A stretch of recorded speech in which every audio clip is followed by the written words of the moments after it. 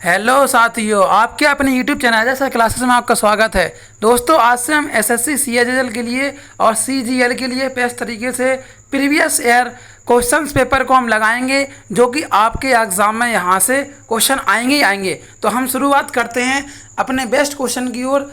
ठीक है दोस्तों, तो सबसे पहला क्वेश्चन आपके सामने मैं लाने वाला हूँ। तो आप एक एक क्वेश्चन को अच्छे से देखें, वीडियो को अंत तक भी समझें, क्योंकि आपको पता चलेगा किस तरह से आपके परीक्षा में क्वेश्चन पूछे जाते हैं। तो वीडियो को बिल्कुल स्किप ना करें, अंत तक देखें और लेवल को समझें किस तरह से क्वेश्चन आपके में आने वाले हैं।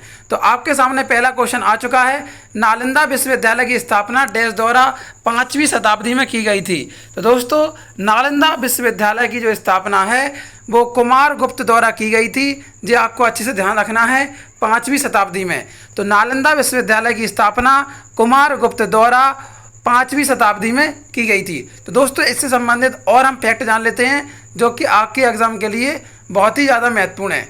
तो ध्यान से देखेंगे दोस्तों, गुप्त वंश का यहाँ पर शासक था कुमारगुप्त। आपको ध्यान रखना है कुमारगुप्त किस वंश के शासक हैं, तो आपको अच्छे से याद रखना है गुप्त वंश।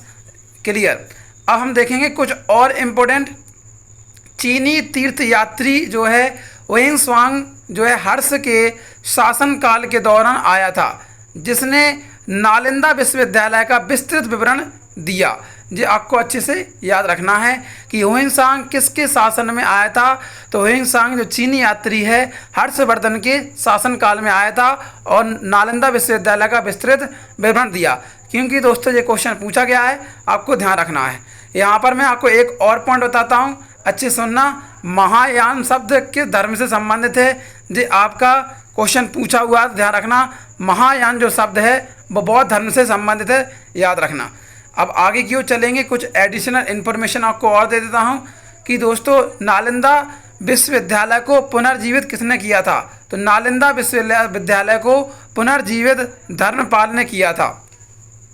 अगला पॉइंट दोस्तों, कि धर्मपाल ने विक्रमशिला विश्वविद्यालय की स्थापना की थी। आपको याद रखना है कि धर्मपाल ने विक्रमशिला विश्वविद्यालय की स्थापना की थी, अच्छे से याद रखना। और कहाँ पर की गई थी, आपको ध्यान रखना है कि धर्मपाल ने विक्रमशिला विद्यालय की जो स्थापना है बिहार में भागलपुर जिले में विक्रमशिला विश्वविद्यालय मठ और बिहार में अदितिपुरी में एक मठ की स्थापना की थी।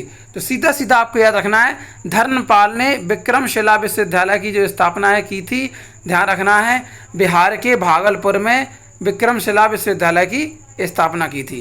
क्लियर दोस्तों, ये आपको अच्छे से याद हो गया होगा। अब हम आगे की ओर चलेंगे। अगला क्वेश्चन आपके सामने है, डैश संक्षिप्त नाम नीति है। तो आपसे सीधा सीधा पूछ रहा है कि नीति का फुल फॉर्म बताइए। तो national institution for transforming India, ये नीति का फुल फॉर्म है। थोड़ा सा दोस्तों हम नीति के बारे में जान लेते हैं, तो ध्यान से देखना। नीति आयोग भारत सरकार द्वारा 1 जनवरी 2015 को गठित एक संस्थान है, जिसे योजना आयोग के स्थान पर बनाया गया है। ये आपको क्लियर ध्यान रखना है।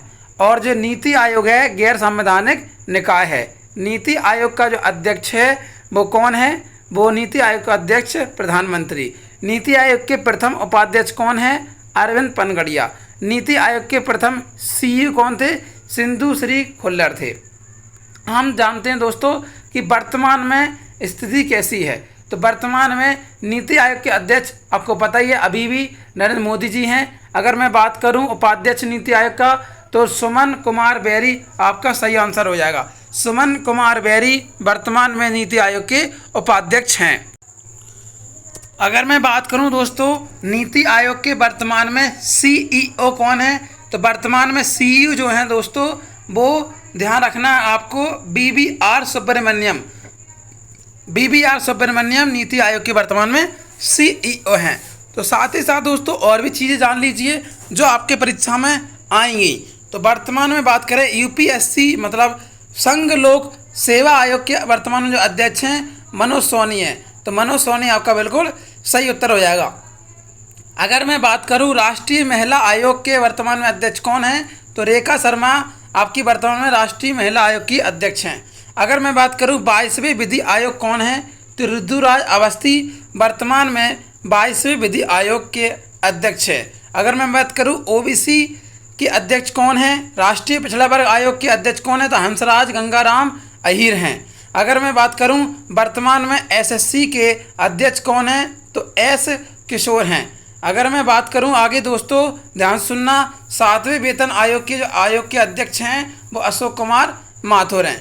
अगला प्रश्न, जीएनपी का पूर्ण रूप क्या है? बहुत ही महत्वपूर्ण है, जो क्वेश्चन रिपीट होता ही रहता है। तो जीएनपी के बारे में थोड़ा सा भी हम जानेंगे, लेकिन जीएनपी का फुल फॉर्म जो है ग्रॉस नेशनल प्रोडक्ट आपका सही उत्तर हो जाएगा। अब हम देखते हैं ग्रॉस नेशनल प्रोडक्ट का हम हिंदी में क्या कहते हैं? सकल राष्ट्रीय उत्पाद कहते हैं ग्रॉस नेशनल प्रोडक्ट को।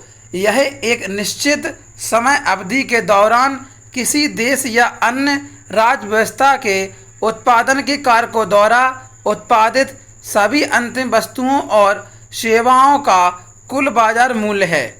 ठीक है दोस्तों, ये आपको ध्यान रखना है, डेफिनेशन भी आपसे पूछ लेता है। अगला प्रश्न, निम्नलिखित में से कौन सी द्वितीय क्षेत्र की गतिविधियां हैं? तो द्वितीय क्षेत्र की जो गतिविधि है निर्माण, आपका सही उत्तर हो जाएगा बी, निर्माण, सेकेंडरी सेक्टर। अगला क्वेश्चन, निम्नलिखित में से कौन सा त्यौहार केरल में राजा महाबली की याद में मनाया जाता है? तो ध्यान रखना दोस्तों, महाबली की याद में ओणम त्यौहार मनाया जाता है। अगला, एल नीनो एक ऐसी घटना है जिसमें हर 2 से 5 साल में डैश तट से गुजरने वाली ठंडी धारा के स्थान पर गर्म महासागरीय धारा बहती है। तो आपका ऑप्शन ए पेरू आपका सही उत्तर हो जाएगा। साउथ अमेरिका में पेरू है, तो आपको ध्यान रखना है। ठीक है दोस्तों, एल नीनो एक ऐसी धारा है जो हर 2 साल से 5 साल के बीच में पेरू के तट से ठंडी धारा के स्थान पर गर्म महासागरीय धारा बहती है। 1905 में बंगाल के विभाजन के लिए अंग्रेजों द्वारा निम्नलिखित में से कौन सा मुख्य तर्क प्रस्तुत किया गया था? तो 1905 में बंगाल के विभाजन के लिए अंग्रेजों द्वारा प्रशासनिक सुविधा का यहाँ पर तर्क प्रस्तुत किया गया था। तो ऑप्शन आपका सी, प्रशासनिक सुविधा, आपका बिल्कुल सही उत्तर हो जाएगा। अब हम जान लेते हैं टाइगर के बारे में थोड़ा सा। भारत में टाइगर की जनगणना को लेकर प्रधानमंत्री नरेंद्र मोदी जी ने 2022 की जनगणना हुई 2023 में, इन्होंने बताया कि भारत में टाइगर प्रोजेक्ट के 50 साल पूरे हो गए हैं और टाइगरों की संख्या है बढ़कर 3167 हो चुकी है, 3167। तो दोस्तों थोड़ा सा और विस्तार में चलते हैं, इनके बारे में जानेंगे। प्रधानमंत्री नरेंद्र मोदी जी ने द एलिफेंट वेपर्स के रघु हाथी को देखा और उसे जाना परखा। तो रघु हाथी को नरेंद्र मोदी जी ने देखा। आपको पता है ऑस्कर अवार्ड में शॉर्ट फिल्म के रूप में द एलिफेंट वेपर्स को नॉमिनेट किया गया था और उसे प्राइज भी मिला है। तो यहाँ पर प्रधान नरेंद्र मोदी जी कर्नाटक के बांदीपुर टाइगर रिजर्व में पहुँचे। 20 किलोमीटर की जीप सवारी का आनंद उन्होंने लिया था और मोदी जी ने यहाँ पर द एलिफेंट वेपर फिल्म के रघु हाथी को भी देखा और बढ़िया से आनंद उठाया। तो दोस्तों मैं आपको यहाँ पर 2 इम्पोर्टेंट फैक्ट बताता हूँ, आपको अच्छे से ध्यान रखना है। 2018 की जनगणना में बाघों की संख्या जो थी 2967 थी, आपको अच्छे से याद रखना है। और 2023 में जो बढ़ के हो गई है 3167 हो गई है, तो आपको अच्छे से याद रखना है। 200 यहाँ पर बाघों की संख्या बढ़ गई है, क्लियर हो गया होगा आपको। अब हम आगे की ओर चलेंगे, जानेंगे यहाँ पर दोस्तों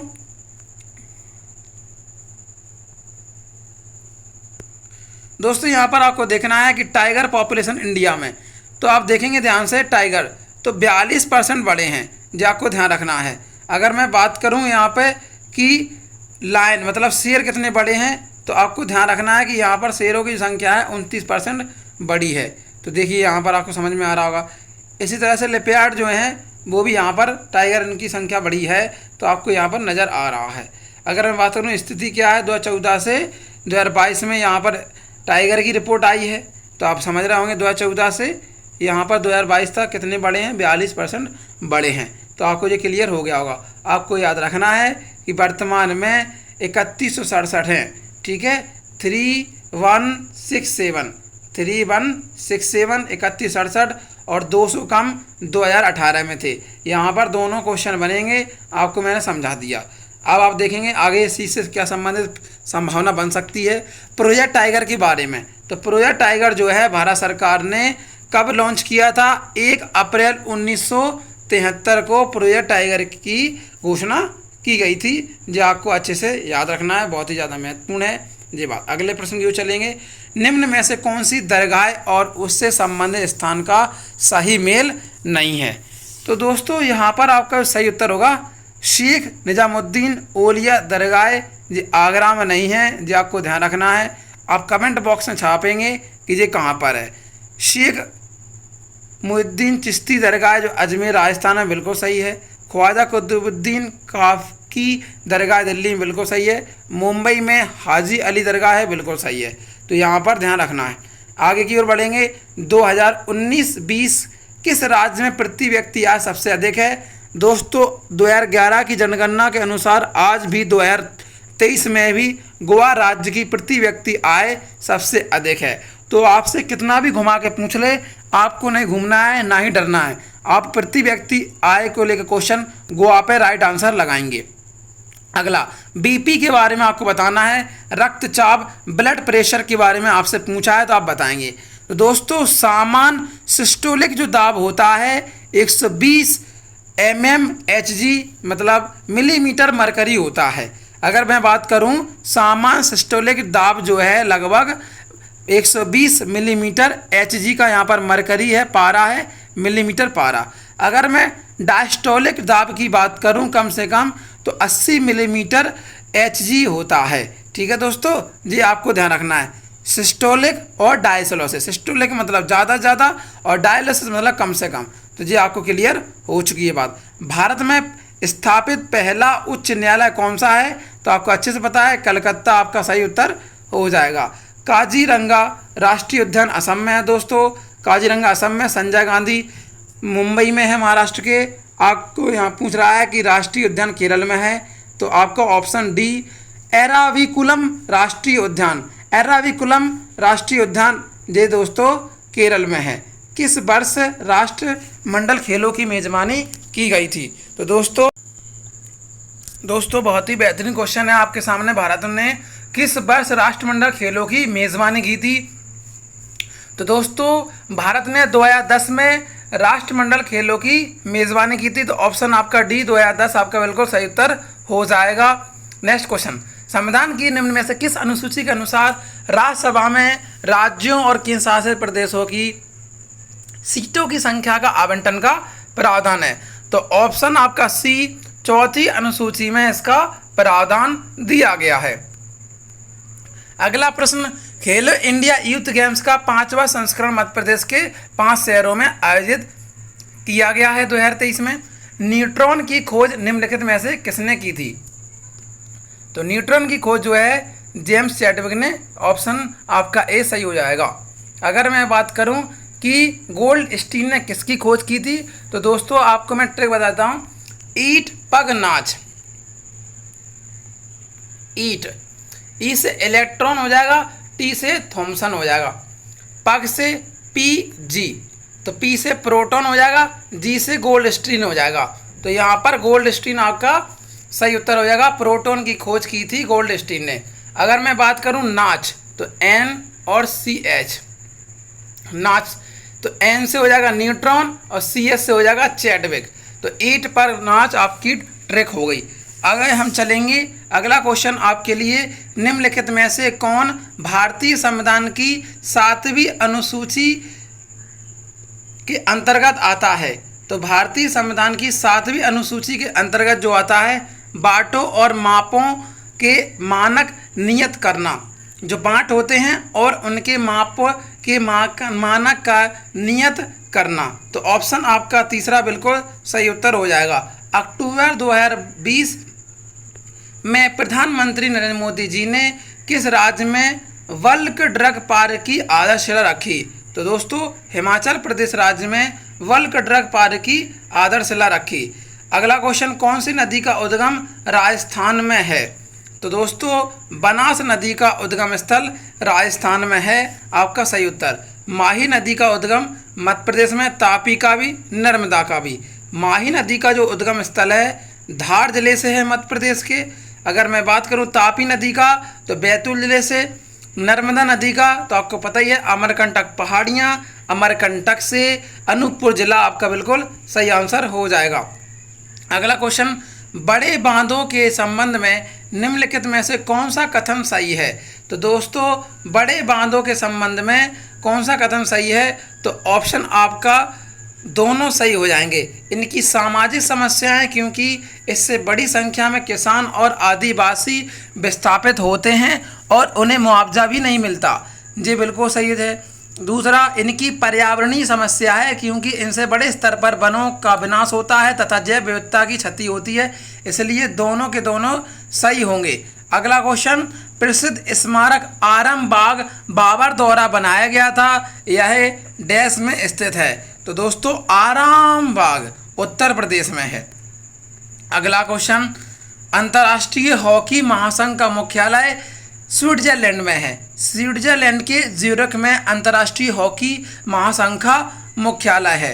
अंतर संसदीय संघ IPU के राष्ट्रीय समूह और भारत में राष्ट्रमंडल संसदीय संघ की मुख्य शाखा के रूप में कार्य करने वाले 1949 में स्थापित भारतीय संसदीय समूह IPG का पदेन अध्यक्ष कौन होता है? तो दोस्तों IPG का पदेन अध्यक्ष लोकसभा अध्यक्ष ऑप्शन बी होता है। अगला प्रश्न, निम्नलिखित में से कौन भारत के प्रथम उपराष्ट्रपति थे? तो आप अच्छे जानते हैं, सर्वपल्ली राधाकृष्णन भारत के प्रथम उपराष्ट्रपति थे। 3 से 12 समूह वाले तत्व को क्या कहा जाता है? डी ब्लॉक के तत्व कहा जाता है। 3 से 12 समूह वाले, क्लियर, या फिर संक्रमण तत्व ही कहा जाता है। अगला क्वेश्चन, भारतीय संविधान के 101वें संविधान संशोधन अधिनियम में किस प्रणाली की शुरुआत हुई? तो दोस्तों आप अच्छे से बता सकते हैं कि एक देश एक कर की शुरुआत हुई थी 101वें संविधान संशोधन अधिनियम के तहत। अगले प्रश्न की चलेंगे, लेकिन थोड़ा सा GST के बारे में हम जान लेते हैं। GST जो है इसका full form goods and service tax, वस्तु एवं सेवा कर। 8 सितंबर 2016 को राष्ट्रपति जी ने मंजूरी दी थी। हर वर्ष 1 जुलाई को GST दिवस मनाते हैं।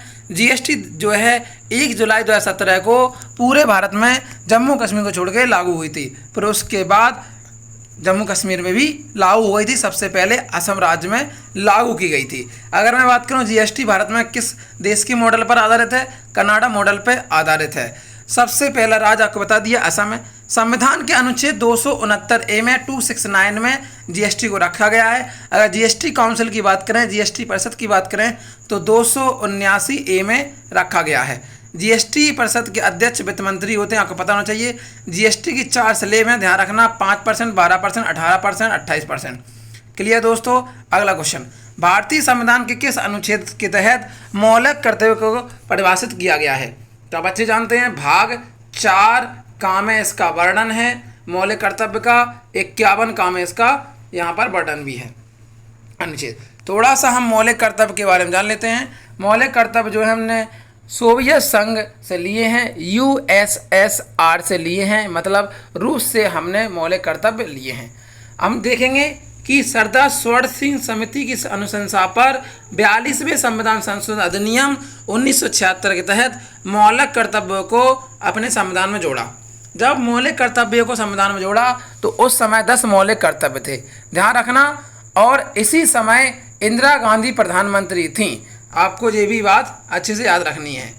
जब देखेंगे दोस्तों संविधान में संशोधन होता है, फिर उसके बाद 11 मौलिक कर्तव्य हो गए। कब हुए?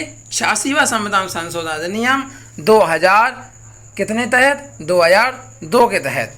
तो ध्यान रखना है कौन सा जोड़ा गया था? माता पिता का यहाँ पर 6 से 14 से बच्चों को प्राथमिक शिक्षा प्रदान करना है। तो दोस्तों आपको ये क्लियर हो चुका है। 42वें संविधान संशोधन अधिनियम को मैं आपको बता दूं मिनी संविधान संशोधन अधिनियम भी कहा जाता है। तो दोस्तों आपको हमारी वीडियो के क्वेश्चन सारे अच्छे लगे होंगे और अभी तक आपने हमारी वीडियो को देखा तो उसके लिए तहे दिल से धन्यवाद। आप हमारी वीडियो को जरूर लाइक करें, अभी तक अगर चैनल को सब्सक्राइब नहीं किया सब्सक्राइब करें, दोस्तों में शेयर करें, जो कि आपके लिए बहुत ही ज़्यादा यूज़फुल रहेगी। Thank you for watching, wish you all the best everybody. जय हिंद, जय भारत।